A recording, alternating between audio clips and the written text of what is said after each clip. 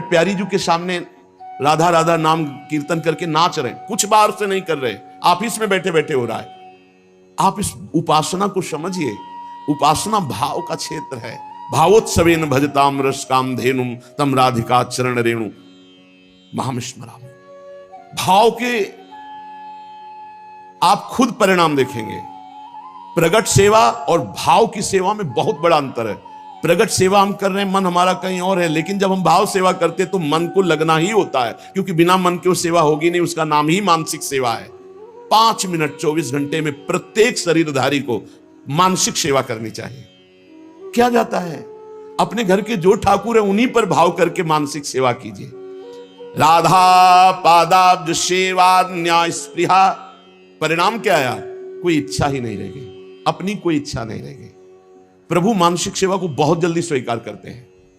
वैसे प्रत्येक साधक की मानसिक सेवा होती ही होगी यदि प्रगट सेवा कर रहा है, क्योंकि प्रगट में उतनी सामग्री नहीं होती जितनी हमारे भाव बनते हैं। मानसिक सेवा में बहुत सुख मिलता है।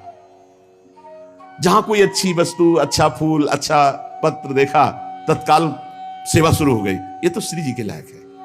भाव से तत्काल वो श्री जी तत्काल स्वीकार करती है। बाजार में जलेबी बन रही है, कृष्णदास अधिकारी जी ने देखा कितनी सुंदर जलेबी, कुरकुरी जलेबी, ये तो श्रीनाथ जी के लिए आंख मुंदी समर्पित। न जलेबी खरीदा न कुछ। उधर जब पर्दा हटाया श्री विठलनाथ गोस्वामी जी ने, तो देखा जय जय जलेबी पा रहे।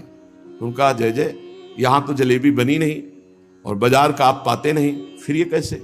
उनका कृष्णदास अधिकारी जी गए हैं ना सेवा के लिए, तो बाजार में जलेबी बन रही थी, तो उन्होंने देखा और भोग लगा दिया, तो हम पा रहे हैं। डरते हुए कहा, क्योंकि पुत्र भाव है ना श्री विठलनाथ जी का, श्रीनाथ जी के, तो उन्होंने भोग लगा दिया। हम जय जय आप बाजार पर क्या करें, भाव से उन्होंने भोग लगा दिया, तो हम पा रहे हैं। समझ रहे?